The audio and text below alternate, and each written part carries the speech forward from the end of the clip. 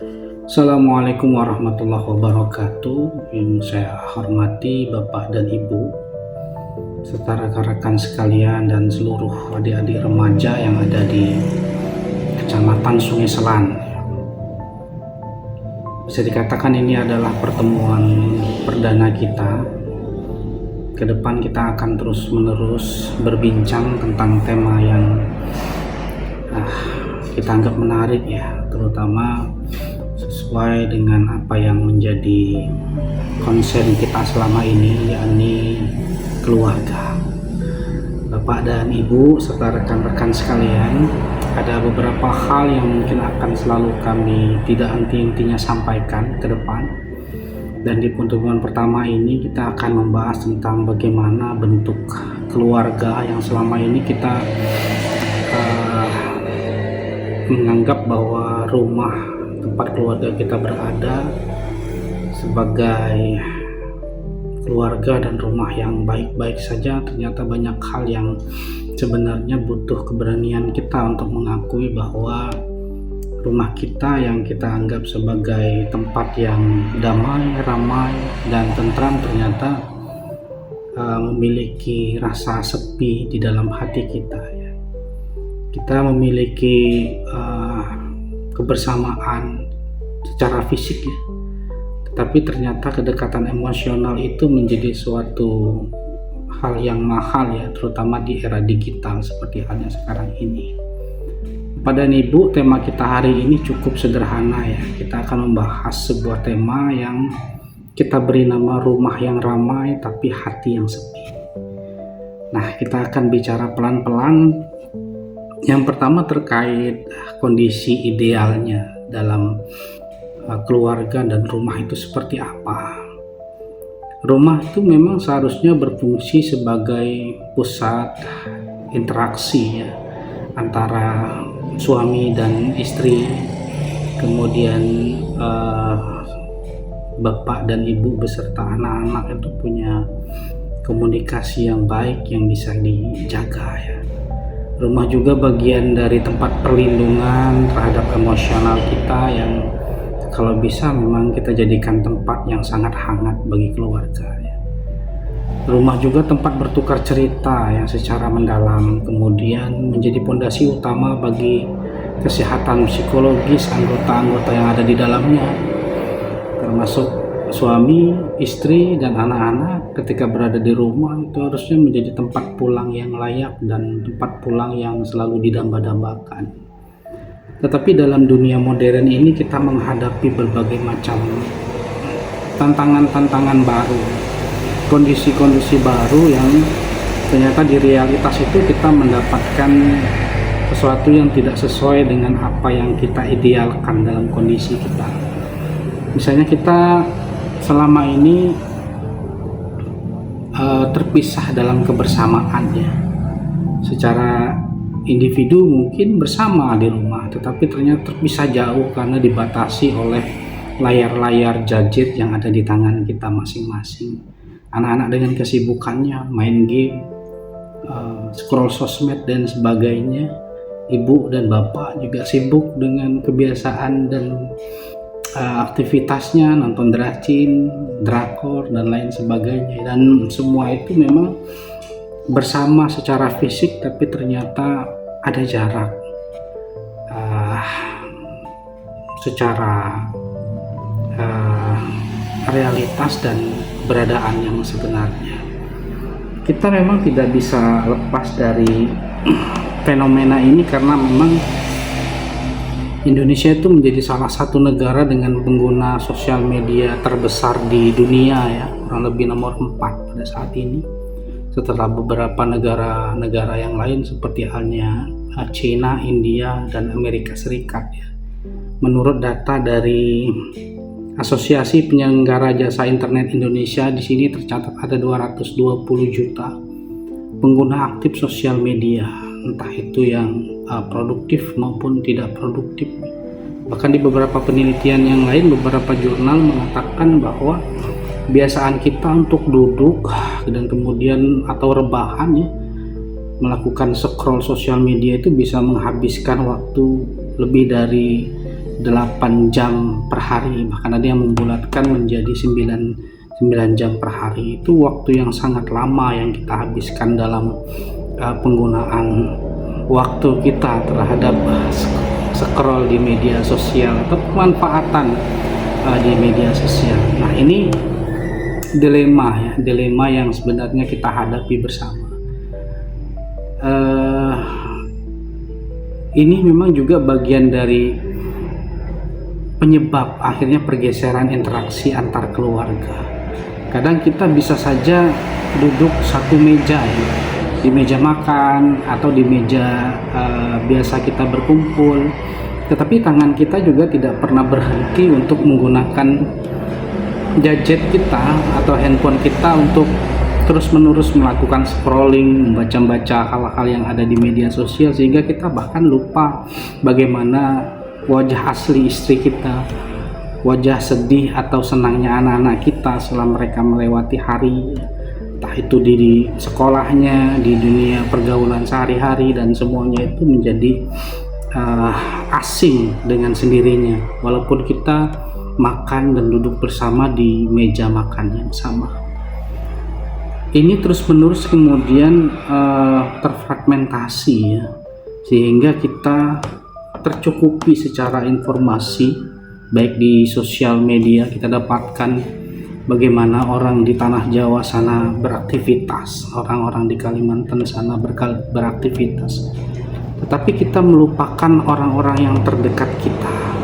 Nah, itu bisa menjadi problem tersendiri akhirnya. Nah, puncaknya itu ketika kehangatan dalam keluarga itu akhirnya redup ya Bapak Ibu. Oleh karena itu saya kira kita sudah cukup sekali jauh untuk bertamasya ya, berselancar di media sosial, dan sudah waktunya kita pulang melihat kembali wajah anak dan istri kita agar kita bisa mengedukasi diri sendiri dan keluarga untuk melaksanakan tugas kita masing-masing sebagai keluarga dan memunculkan kembali kehangatan-kehangatan yang seharusnya dimiliki dalam sebuah rumah tangga atau di keluarga. Memang terdapat distraksi yang luar biasa ya. Di era klasik misalnya kita hanya menggunakan kekuatan lisan, kemudian dongeng keluarga sebagai jembatan nilai antar generasi. Jadi pola folklore itu kita laksanakan di era-era klasik. Bapak Ibu selalu bercerita tentang legenda A, legenda B kepada generasi-generasi penerus, dan itu terjadi di era klasik. Bisa kita rasakan ya bagaimana anak-anak yang tumbuh di era milenial yang lahirnya itu sebelum tahun 1997-an ya, mendapatkan cerita-cerita yang menarik dari kedua orang tuanya, dan di era generasi Z ini memang sudah ada perbedaan yang luar biasa. Kemudian masuk ke era televisi ya, kita mungkin bisa duduk bersama waktu itu, kita nonton di rumah tetangga bareng-bareng, ada yang nggak mandi dan baunya sampai ke hidung teman di sebelahnya, itu kita rasakan ya. Habis itu kita masuk ke era smartphone awal ya, setiap orang memiliki layarnya masing-masing yang akhirnya sibuk dengan teman yang jauh tapi melupakan teman yang dekat. Dan sekarang kita masuk ke era algoritma ya, dengan artificial intelligence yang membuat orang merasa bisa menjawab segala sesuatu pertanyaan, dan setiap pertanyaan tidak ada yang bisa tidak dijawab dengan artificial intelligence, sehingga manusia itu seolah-olah bisa menjawab semuanya, dan akhirnya distraksi komunikasi ini terbentuk secara penuh ketika orang-orang merasa bahwa dirinya mampu dan tidak perlu komunikasi aktif dengan teman-teman yang lain, dengan tetangga yang lain, karena setiap permasalahan bisa kita selesaikan dengan artificial intelligence. Nah, sebenarnya seberapa esensial sih kehadiran emosional Bapak Ibu? Bapak Ibu, sebenarnya kasih sayang dalam keluarga itu tidak pernah bisa tergantikan. Komunikasi face to face antara ayah dan anak itu tetap selalu diperlukan. kita tidak selalu bisa mencari pertanyaan, menjawab pertanyaan ya, dengan artificial intelligence ketika ada masalah dengan anak dan istri kita, karena memang kondisi masing-masing orang itu variatif dan berbeda-beda. Oleh karena itu kita bisa menjadikan artificial intelligence sebagai asisten kita, tetapi tidak dengan serta-merta kemudian menggantungkan seluruhnya itu hanya pada artificial intelligence, gadget yang ada di tangan kita untuk menyelesaikan semua permasalahan-permasalahan kita. Bisa dicek di data terakhir Bapak Ibu, ada 60% konsumsi digital yang kita lakukan sehari-hari itu kita habiskan untuk media sosial, streaming, dan ya untuk kebutuhan-kebutuhan yang sifatnya itu pribadi. Kita habiskan waktu kita hampir 60% untuk itu.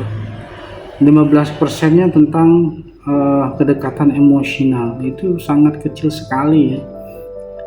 Keinginan manusia untuk Indonesia khususnya menggunakan media sosial untuk terus mengupgrade emosionalnya itu hanya 15%, dan 25%-nya komitmen harian untuk kerja, untuk sekolah, untuk urusan domestik dan praktis. Ini harusnya kita balik. Jadi kalau sebelumnya itu ada 15% untuk mengupgrade kondisi emosional kita, maka 60% itu harusnya kita gunakan untuk itu.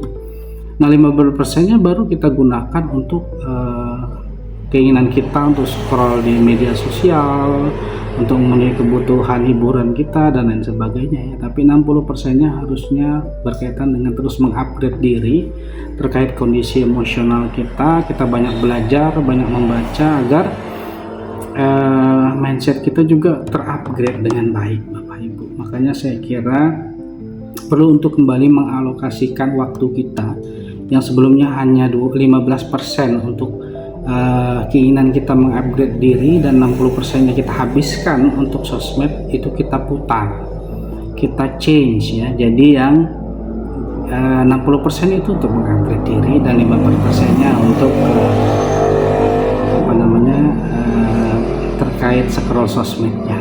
Jadi jangan dibalik untuk belajarnya sedikit sekali, tapi untuk kebutuhan pribadi untuk terkait senang-senangnya itu malah yang dibesarin. Sehingga bisa kita coba simpulkan Bapak Ibu, sebenarnya teknologi dan alat yang ada di hadapan kita itu tidak ada kesalahan sama sekali, karena mereka netral, tergantung dari kita untuk menentukan apa dan digunakan untuk apa pemanfaatan mereka itu.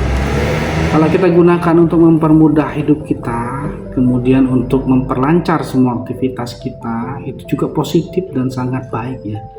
Kalau dulu kita harus minta tolong teman-teman, kemudian rekan-rekan kita yang punya kemampuan untuk mendesain, bahkan sampai kita merepotkan mereka ya. Dengan artificial intelligence sekarang kita tidak perlu merepotkan orang, bisa diselesaikan dalam waktu yang singkat, dalam tempo yang sesingkat-singkatnya ya. Nah, sekarang bisa dipastikan kalau kita menganggap itu sebagai asisten yang memudahkan kita, maka gunakan sebagaimana mestinya. Jangan justru kemudian kemajuan digitalisasi dalam bentuk algoritma artificial intelligence ini kemudian justru membuat kita semakin tertinggal dan malas. Ini juga bisa menjadi permasalahan terutama di kalangan keluarga ya, yang semuanya itu karena begitu mudahnya mengakses segala sesuatu, sehingga keluarga, terutama perhatian ayah terhadap anak-anak, ibu terhadap anak-anak, ayah terhadap istrinya, dan istri terhadap suami itu menjadi terganggu. Jadi saya mencoba untuk menasihati diri sendiri dan kita bersama untuk kembali pulang, karena sudah terlalu lama kita jalan-jalan dan pelesiran, mungkin lupa waktu untuk pulang, dan sekaranglah waktunya untuk pulang.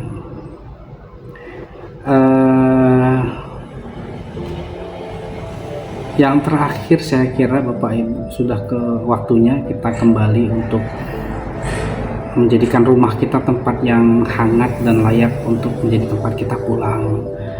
Jadi kita bangun lagi emosional kita dengan anak-anak kita bangun komunikasinya agar anak-anak kita juga mendapatkan perhatian dan kasih sayang yang cukup, dan diharapkan nanti bisa membentuk keluarga yang memang ideal dan seperti halnya yang kita inginkan. Ada beberapa hal yang bisa dilakukan sebagai solusi. Saya juga bicara tidak boleh tanpa solusi ya Bapak Ibu. Bisa dilakukan di rumah ada beberapa hal. Yang pertama adalah bisa kita terapkan bersama bagaimana zona bebas gawai itu kita terapkan. Jadi misalnya ketika makan bersama kita sepakati untuk tidak menyentuh gadget kita lagi. Jadi ketika bersama di atas meja makan, pastikan di meja makan itu steril dari gadget. Khususnya kita akan duduk bersama, makan bersama, dan diskusi bersama tentang keluarga, aktivitas sehari-hari, semuanya kita bicarakan di atas meja kita, meja makan bersama keluarga kita. Yang kedua, kita buat ritual 15 menit, luangkan waktu minimal 15 menit setiap hari untuk duduk bersama dan mendengarkan cerita pasangan serta anak tanpa menyentuh ponsel. Jadi ada waktu sekitar 15 menit dalam satu hari, gak lama. 15 menit itu tidak lama, jadi tentukan kapan waktu itu akan dilaksanakan, entah setelah sholat maghrib bersama, misalnya sholat isya bersama, duduk sama-sama di depan TV atau di meja makan yang sama untuk berbicara tentang kehidupan, aktivitas anak di sekolah bersama teman-temannya dibicarakan agar semuanya bisa saling terbuka dan transparan di tengah-tengah keluarga kita. Dan yang terakhir adalah kegiatan tanpa layar. Jadi kegiatan tanpa layar ini kita coba untuk menjadwalkan satu hari di akhir pekan khusus ya untuk melakukan aktivitas olahraga, berkebun atau berekreasi bersama tanpa gawai. Jadi selangkan waktu satu hari saja di akhir pekan yang kita ajak anak kita entah naik gunung, entah mancing di Kulong dan sebagainya, yang satu hari itu tidak memegang gadget atau gawai sama sekali, luangkan waktu. Saya kira kalau kita terus-menerus bisa melatih itu, maka kecanduan kita, anak-anak kita dan istri kita terhadap gadget atau gawai juga bisa kita kurangi ya, secara berkesinambungan, dan perlahan-lahan itu bisa kita capai, mudah-mudahan. Saya kira seperti itu Bapak Ibu dan teman-teman sekalian. Mudah-mudahan apa yang kita diskusikan, apa yang kita bicarakan dan perbincangkan hari ini bermanfaat. Sampai ketemu di pertemuan selanjutnya. Saya akhiri, mohon maaf. Wallahul muwaffiq ila aqwamit thoriq. Assalamualaikum warahmatullahi wabarakatuh.